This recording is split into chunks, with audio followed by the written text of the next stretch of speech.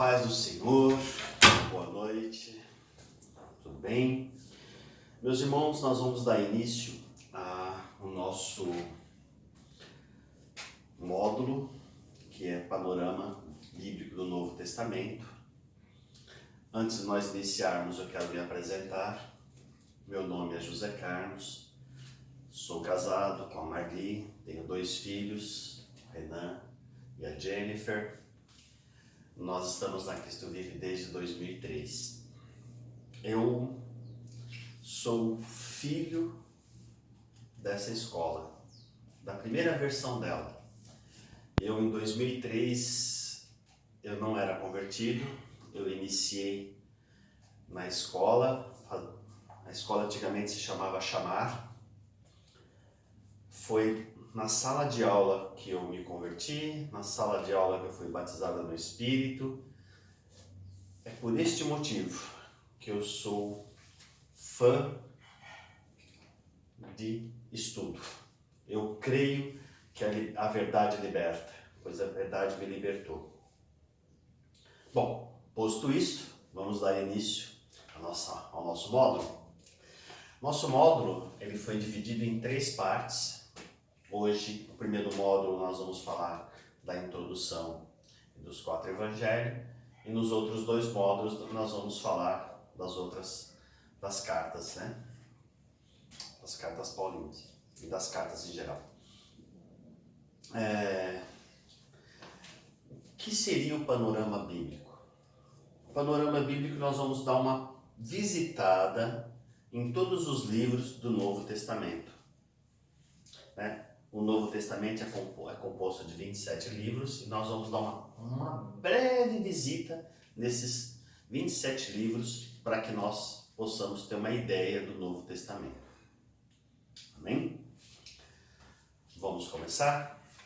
Na apostila de vocês, nós temos aí,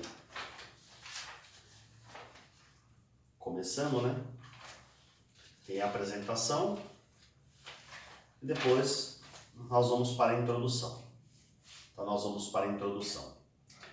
Nessa matéria, trabalharemos um breve panorama de cada um dos livros do Novo Testamento. Falaremos de seus autores e o conteúdo em que foi escrito, a data aproximada e os pontos principais.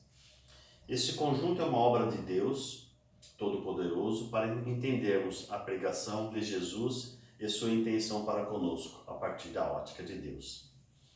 É com grande responsabilidade que apresentamos esta pequena obra com a finalidade de ajudá-los a compreender e seguir os passos de Cristo na jornada que está proposta. Desejamos que esse material desperte ainda mais a busca pelo conhecimento e consciência da redenção e a Deus, a sua palavra. Isso para que não nos tornemos apenas ouvintes da mesma, porém que tenhamos o privilégio de desfrutar de todo o bem de Deus a nós em seu Evangelho. Não temos que nos deslumbrar com a palavra de Deus, mas precisamos realmente ser transformados por ela. Que Deus nos auxilie nesta missão tão importante para o crescimento do reino de Deus na terra. Isso está na sua apostila. Somente reforçando, meus irmãos, que a Bíblia ela tem diversos escritores, porém um único autor, que é Deus. Toda a Bíblia é inspirada por Deus. Deus inspirou e homens a escreveram. Posto, vamos lá. Novo Testamento. Antes devemos nos lembrar que no Velho Testamento tínhamos a preparação da vinda de Jesus. O Velho Testamento é a sombra do Novo Testamento. Isso está lá em Hebreus 10, 1a. Ora, visto que a lei tem sombra dos bons vindouros. Em Colossenses 2,17a, porque tudo isso, cerimonialismo, rituais, tem sido sombra das coisas que haviam de vir. O livro do Novo Testamento são divididos em blocos, a serem trabalhados individualmente, os quais... Então vamos lá. São os 4 evangelhos, que é a manifestação de Jesus, o Salvador, um livro histórico, que é o livro de Atos, que é a propagação do Evangelho e fala das missões. Tem as cartas paulinas, ou as epístolas paulinas, que são 13 livros, que é a explanação de como foi ensinado o Evangelho. Temos também as 8 cartas gerais, ou epístolas gerais, que é a explanação de como foi ensinado o Evangelho. E temos um livro profético, que é o livro de Apocalipse, que é a consumação, como será o término do plano de Deus. Bom, vamos começar a ver cada um deles. Vamos começar pelos evangelhos. A palavra evangelhos vem da junção de outras duas palavras, evangelion, que significa boas novas ou boas notícias. Temos 3 livros sinóticos. Sinóticos, a palavra vem da raiz sinopse, que significa visão geral, ou resumo dos fatos. Os evangelhos de Mateus, Marcos e Lucas são sinóticos.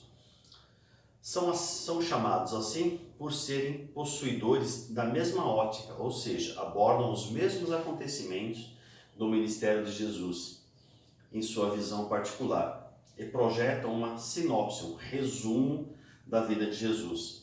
Narram o ministério de Jesus na Galileia, apresentam a vida pública, a ação e a humanidade de Jesus. Destes, Marcos foi o primeiro a ser escrito, com um conteúdo condensado. Depois dele veio Mateus, com cerca de 42% do conteúdo a mais, e Lucas com mais 19%.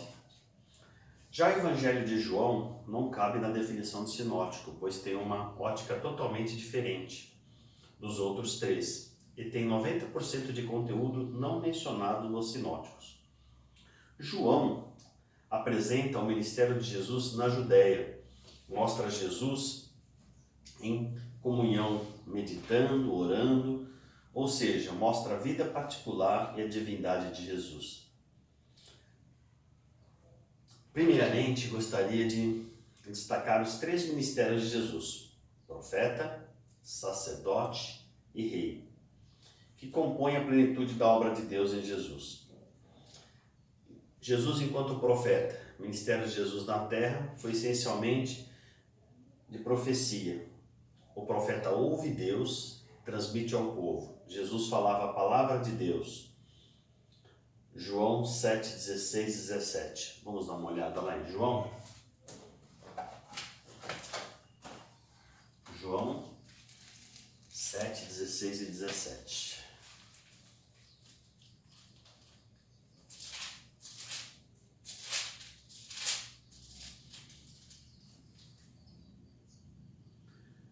Jesus respondeu e disse-lhes: a minha doutrina não é minha, mas daquele que me enviou. Se alguém quiser fazer a vontade dele, pela mesma doutrina conhecerá se ela é de Deus ou se eu falo de mim mesmo.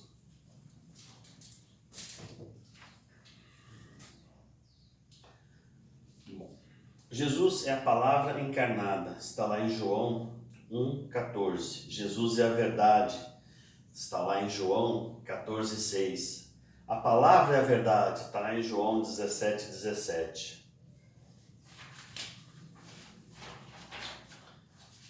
Jesus, ao subir ao céu, passou esse ministério ao Espírito Santo. Está lá em João 16, 7 e 12, 15.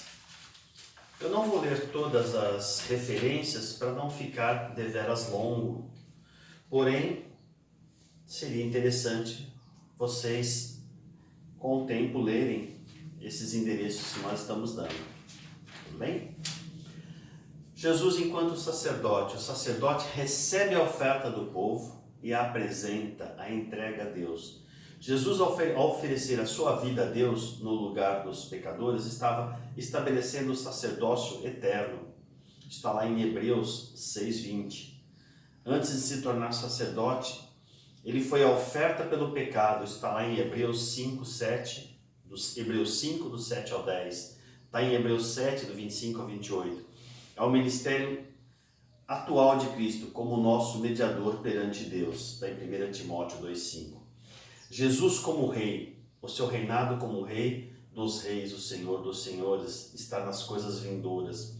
Será estabelecido na disposição milenar, cumprindo-se o pacto davídico. Bom, vamos entrar nos evangelhos, deixa eu ver se eu esqueci de alguma coisa. Não, né?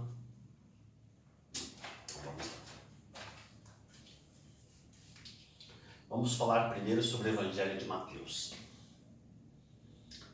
A palavra-chave do Evangelho de Mateus é reino. Mateus foi um dos apóstolos de Jesus. O autor do livro é Mateus. O nome Mateus significa dom de Deus ou galardão, também chamado de Levi. Marcos 2,14, filho de Alfeu, que era um publicano cobrador de imposto.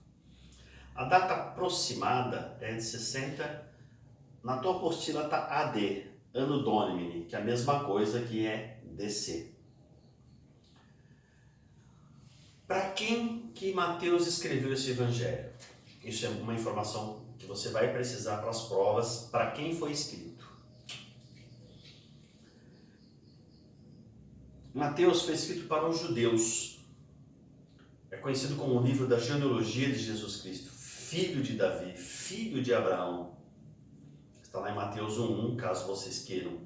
Demonstra que primeiramente a missão de Jesus era destinada à salvação dos judeus. Está lá em Mateus 10, no 5 ao 6 e no 15 e no 15:24. Sendo que o retrato dado por Mateus ao Senhor Jesus Cristo é de rei. Em face ao texto de Apocalipse, lá no 4:7, Jesus está sendo mostrado como leão. Vou dar uma pincelada lá no livro de Apocalipse. Lembra quando a gente começa a ver o livro de Apocalipse? Tem lá, eu vi a figura de 4 animais. São os 4 evangelhos. Esse vale a pena ler. Vamos pegar lá no livro de Apocalipse. A gente pode ler do 6, começar no 6, vai. Apocalipse 4:6. E havia diante do trono um como mar de vidro, semelhante ao cristal, e no meio do trono e ao redor do trono 4 animais cheios de olhos, por diante e por detrás. E o primeiro animal era semelhante a um leão, Mateus. O segundo animal semelhante a um bezerro. E tinha o terceiro animal com o rosto de homem, e o quarto animal era semelhante a uma águia voando. Vocês vão ter uma matéria que fala sobre Apocalipse, então vocês já começam, desde o primeiro ano, a entender um pouquinho Apocalipse. Apocalipse, a gente nunca pode esquecer que ele foi escrito com uma linguagem do Velho Testamento. Então a primeira revelação, quando você já for ler Apocalipse, você já tem a tua primeira revelação. Esses 4 animais são os 4 evangelhos. Então, só pegando aqui, Mateus, ele foi escrito para os judeus e enxerga Jesus como rei. E lá em Apocalipse 7, 4, 7, Jesus está sendo mostrado como um leão. Rei supremo entre os animais selvagens. O evangelho do reino, pregado por Jesus e seus discípulos, não é o mesmo anunciado hoje. O primeiro fala as boas novas que Deus estava para estabelecer na terra, o seu reino, enquanto que o segundo que pregamos hoje fala das boas novas da salvação em Cristo. E é chamado de um povo para si mesmo.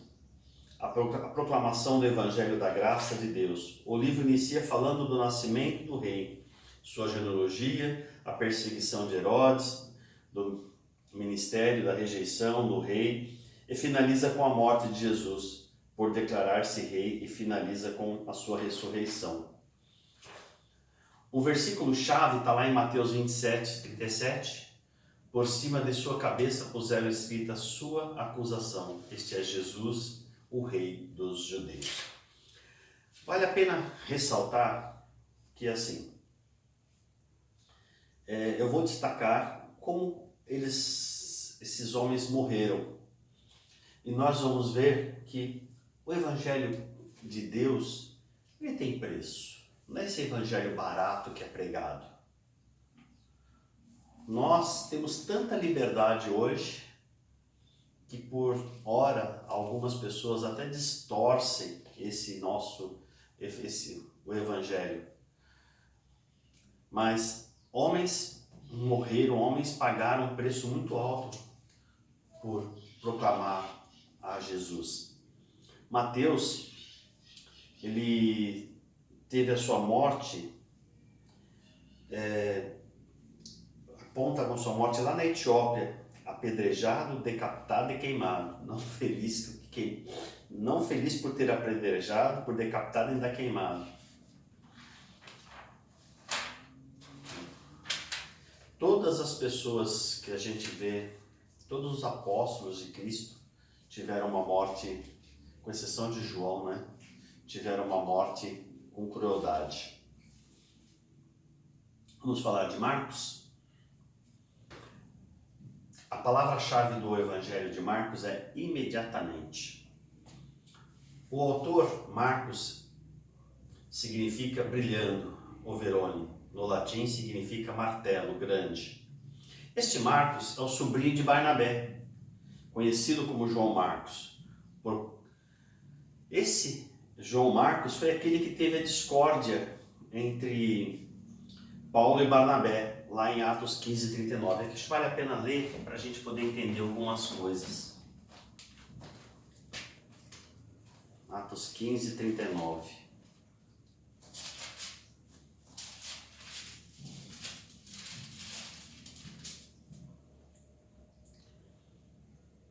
Vou começar no 38. Mas a Paulo parecia razoável que não tomassem consigo aquele que desde a Panfilha se tinha apartado deles, e não os acompanhou naquela obra.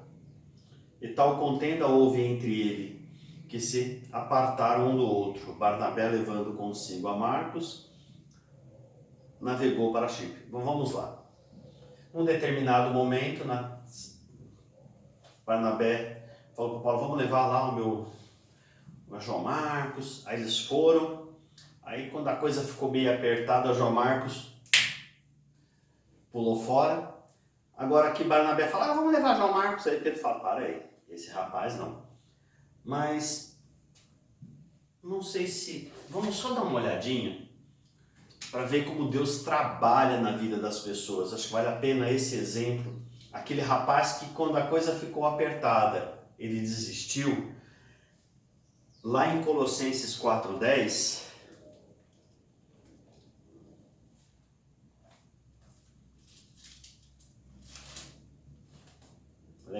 Deus é maravilhoso, né? Colossenses 4:10.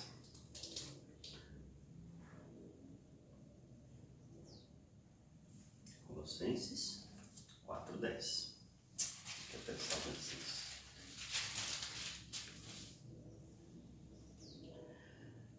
Aristarco, que está preso comigo, vos saúda, e Marcos, o sobrinho de Barnabé, acerca da qual já recebeste os mandamentos, se ele for ter convosco. Receba.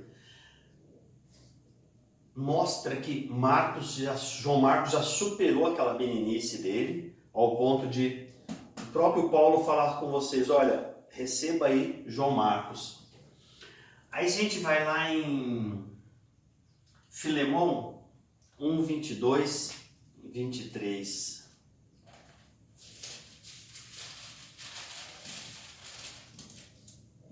Não vou pegar ler tudo. Em Filemão 1, 22, 23, Marcos está na prisão com Paulo. Agora, em 2 Timóteo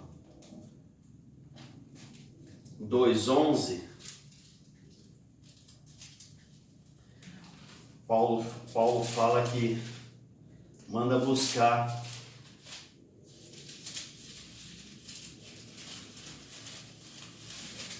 Segunda Timóteo 2:11.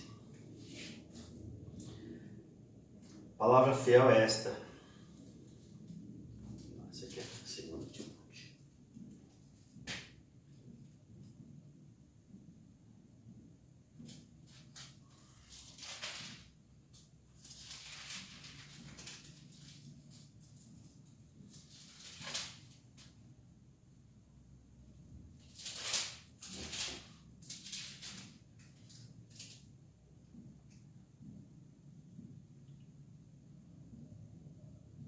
Anotei o endereço errado aqui.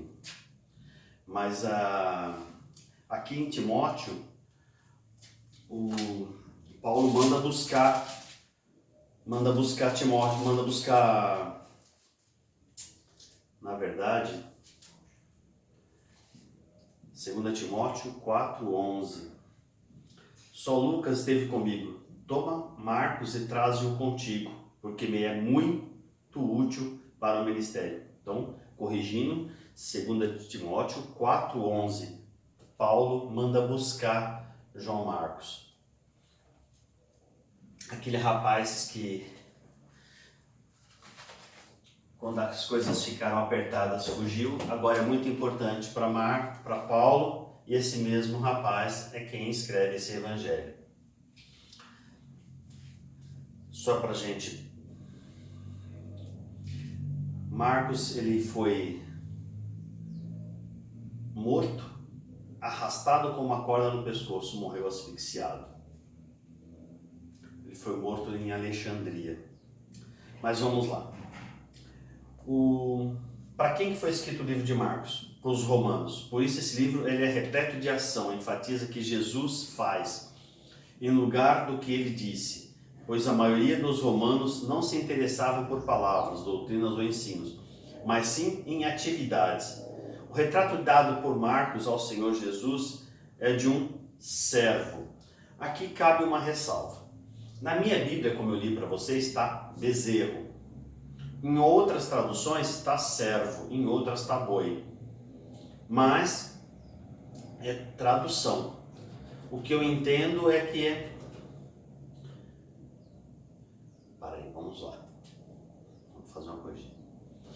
Dado como servo, em face ao texto de Apocalipse, ele é mostrado como um novilho, como um cordeiro, como um bezerro, como um boi. Aí sim vem a conotação de que algumas traduções, em vez de novilho, eles falam cordeiro, às vezes de cordeiro bezerro, em vez de cordeiro boi. Mas aí é tradução. Vamos entender que seja um novilho. Ou, na minha tradução,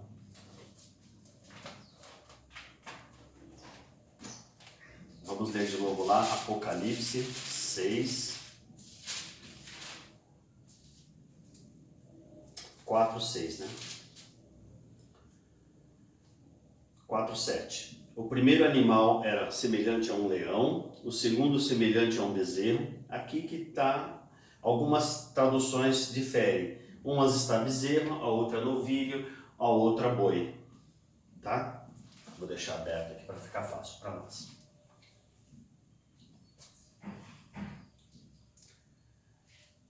O livro inicia falando da chegada e a identidade do servo da fidelidade, do servo trabalhando, o servo trabalhando o caráter e a natureza do seu trabalho, do servo sendo obediente até a morte, e finaliza com o servo ressuscitado e glorificado.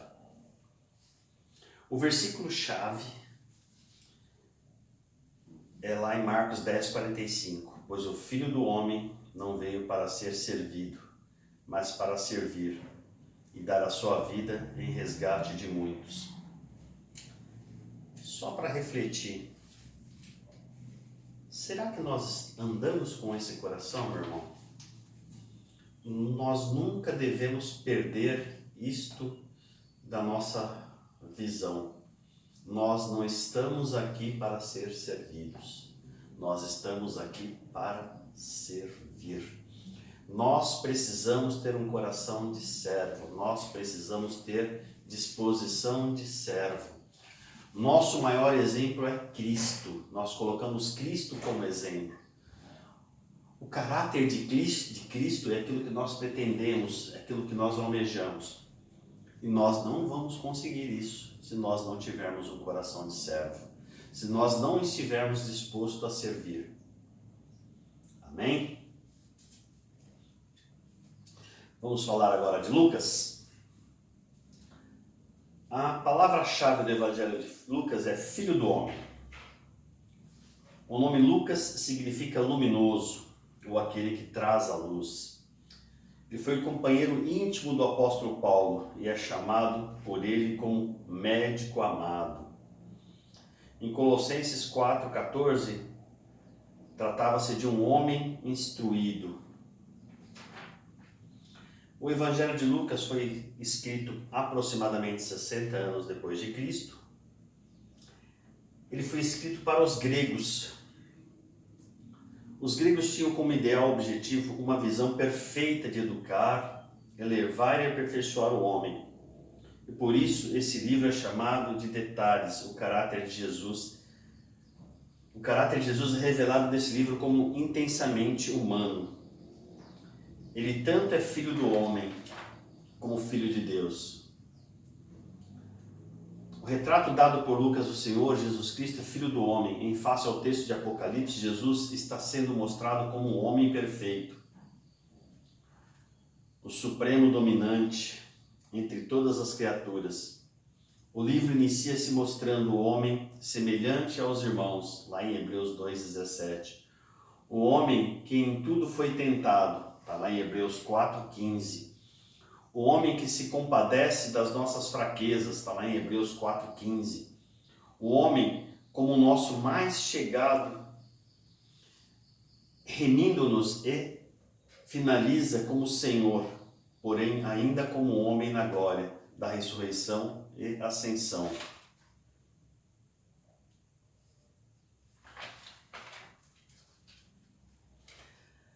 O versículo-chave de Lucas, está lá em Lucas 19:10, porque o Filho do Homem não veio para... Porque o Filho do Homem veio buscar e salvar os perdidos. Somente confirmando, Lucas 19:10, porque o Filho do Homem veio buscar e salvar os perdidos. Com relação à morte de Lucas, não há um consenso, porém, acredita-se que ele foi morto em Patmos, ou em Tebas. Acredita-se que ele foi morto pendurado em uma árvore de acácia, em 84 depois de Cristo. Bom, vamos falar um pouquinho de João. O Evangelho de João é o evangelho que eu amo.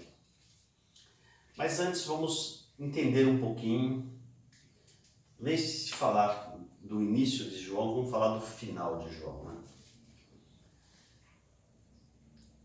Como todo homem de Deus, foi planejada uma morte bem cruel para João. O César da época deu ordem, encheu o cenáculo e falou: hoje nós vamos literalmente fritar o João. Mandou encher o tacho de gordura, tacar fogo, deixar o fogo bem alto e falou assim: vamos colocar João lá. E jogaram João no tacho de gordura quente. E João sai ileso andando. Imagina o cenáculo inteiro, lotado, e João saindo andando. César ficou furioso. Mandou chamar lá os ajudantes. Mas vem cá, vocês não colocaram fogo nessa gordura? Não, César, colocamos. Tanto é que os outros nós jogamos lá, todos eles ficaram fritados. Não sei explicar, mas o homem saiu andando.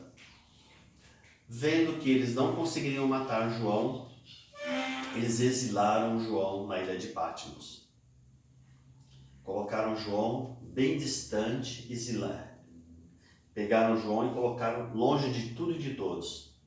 Tanto é que em Apocalipse, lá em Apocalipse 1:9, fazia tanto tempo que João estava exilado na ilha de Patmos, que quando ele escreveu as cartas para as igrejas, ele precisou se apresentar novamente, que as pessoas já não lembravam mais que era ele. Só para a gente, vamos ver lá. Ele falando: eu, João, que também sou vosso irmão e companheiro na aflição e no reino e na paciência de Jesus Cristo, estava na ilha chamada Patmos, por causa da palavra de Deus e pelo testemunho de Jesus Cristo. Então ele começa as cartas falando para o povo quem era ele, porque o povo já não se lembrava mais dele. Porque voltando, o César da época não conseguindo matá-lo e vendo que ele não ia poder matá-lo e não podia deixá-lo ali, ele exilou João. E João foi o único dos discípulos que morreu de velhice. Lindo, né? Mas vamos lá. Então, a palavra-chave de João é crer. O autor é o João. O nome João significa dádiva ou a favor de Deus. João também escreveu as cartas de 1ª, 2ª e 3ª João e Apocalipse. João era um pescador, irmão de Tiago. Seu pai se chamava Zebedeu e sua mãe Salomé. Embora o caráter contemplativo, calmo, possuía também um gênio violento e incerto. Era chamado de filho do trovão. Até que a graça o alcançou, e então o leão se transformou em um cordeiro e tornou-se o apóstolo do amor, o discípulo a quem Jesus amava. Está lá em João 13, 23. Essa eu quero ler porque é lindo. João 13, 23.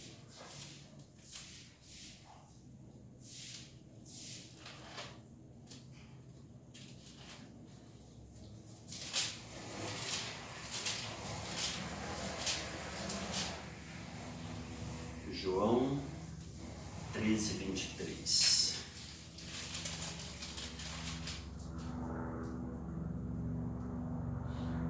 Ora, um de seus discípulos, aquele a quem Jesus amava, estava reclinado no seio de Jesus. Gente, você já imaginou Jesus falar que te ama e ao ponto de você poder deitar? Às vezes eu me sinto imaginando o privilégio desses homens que andaram com Jesus. Que privilégio! Mas glória a Deus! Nós não andamos com Jesus, mas nós temos o Espírito Santo dentro de nós. Lá nos Heróis da Fé vocês vão ver que todos eles morreram em busca dessa promessa. No Velho Testamento, o Espírito estava sobre eles. Hoje nós temos o Espírito dentro de nós. Oh, glória! Aleluia! Vamos lá? Então o Evangelho de João ele foi escrito aproximadamente 90 anos depois de Cristo. Ele foi escrito à igreja, aos gentios, para nós. Apresenta Jesus como